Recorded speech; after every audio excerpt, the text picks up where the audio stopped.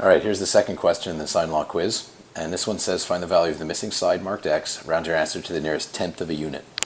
So here I've got a Sine Law question because I don't have a right triangle. And again, when you're only given two angles to start a question, it's always a good idea to find that third angle in case you need it.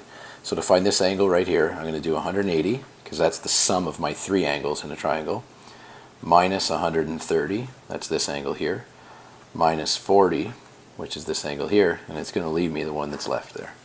So I've got 180 minus 130 minus 40, and I'm left with 10.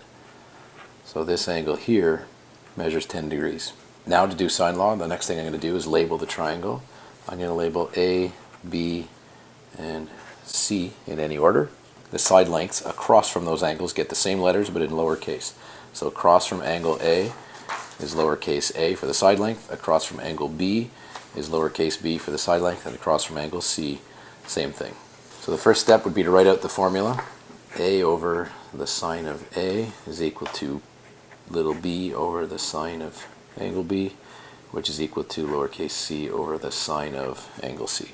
Now I'm going to fill in the values that I know. Lowercase a gets 25 instead, over the sine of the angle I labeled A, which is 40. Now if you labeled the triangle differently, you might get these fractions in a different order from me. Like you might have labeled C here and side length C here. That would make this fraction over here under the C's. Answer will come out the same in the end.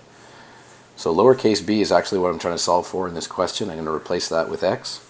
The sine of angle B would be the sine of 10 degrees. And lowercase c, which I don't really care about, I don't know it, but I'm not trying to solve for it. I'll just leave it as a lowercase c over the sine of 130. Now I got to figure out which two fractions I'm going to use. The two that can help me here, obviously the one that I'm trying to solve for is necessary, and the other one that can help me is the one with all the information filled in. So I'm not going to use the fraction with c in it. So now all that's left to do is cross multiply to find the side length, and to cross multiply I multiply the diagonal values and divide by the third one.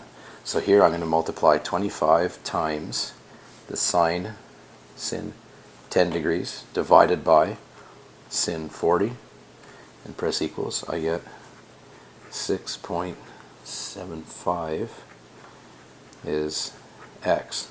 They wanted this answer to the nearest tenth of a unit. Here's the tenths place. I look one digit to the right. If that's 5 or above, and it is 5, then this number has to round up to the next digit. 6.8 is what they're looking for as an answer for x, and that would be 6.8 units. That's the final answer.